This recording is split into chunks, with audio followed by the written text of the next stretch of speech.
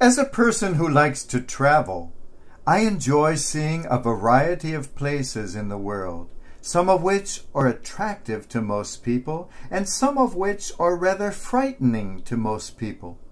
Some places enjoy an enchanting reputation, while others, deservedly or undeservedly, are stigmatized with a very bad name.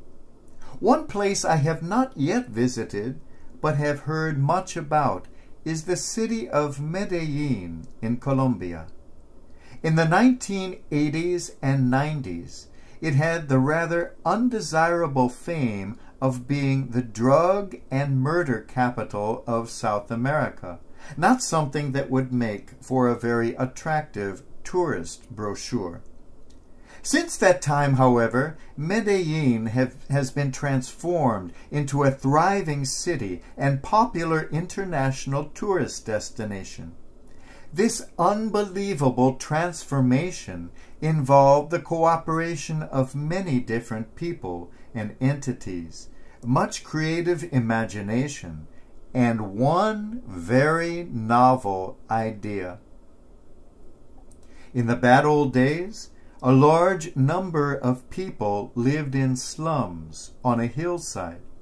There was little access to transportation, little possibility of employment, and no opportunity for progress. It was a recipe for poverty, crime, and squalor. That all changed when someone came up with the ingenious idea of constructing giant escalators up and down the hillside, moving stairs to connect the residents of the city and its public transportation, opening up safe and rapid travel to places where people could work, opening up avenues to a human way of life. These gigantic escalators revolutionized the situation and completely changed the way of life for the city's population. Now Medellin is an attractive and much safer place to live and visit, due in large part to the remarkable moving stairs transporting people up to the heights and back down to earth. We all seem to want access to higher things. As human beings, we have a deep-seated spiritual need to climb the mountain, and an even greater human need to come back down. The divine attracts us. The human brings us down to earth. And our life is not complete unless we have access to both. We long to attain the mountaintop, but we are not at home there. For at the top, we can only look down. No, as humans, we need always to be able to look up to something higher. We need always to stand at the foot of another mountain. For we are most human when we are gazing upwards. We need the foot of the mountain as much as we need its peak. And there is no dearth of either in this gift we call human existence. There is no top. There is always something higher. What a wonderful truth is revealed in the words of Marianne Williamson.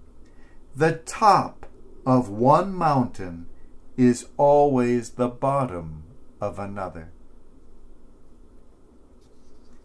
So often I have heard with envy the story of the Transfiguration, when three special people, Peter, James, and John, are taken up the mountain and then taken back down again.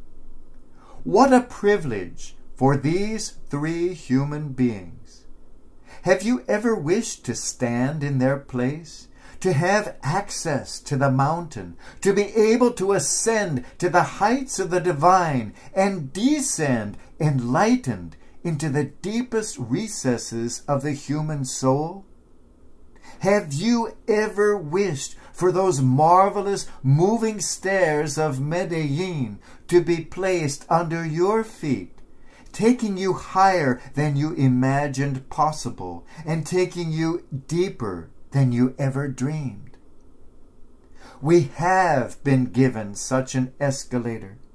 Perhaps we call it grace. Perhaps we call it connection. Perhaps we call it piggybacking on the shoulders of one who has gone before.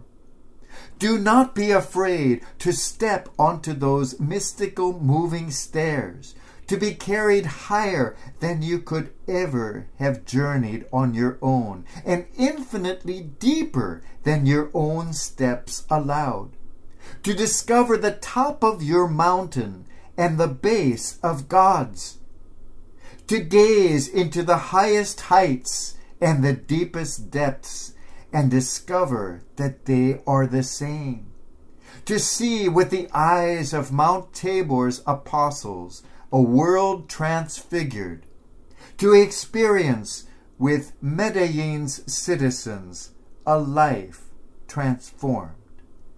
Step onto those stairs and be carried into God.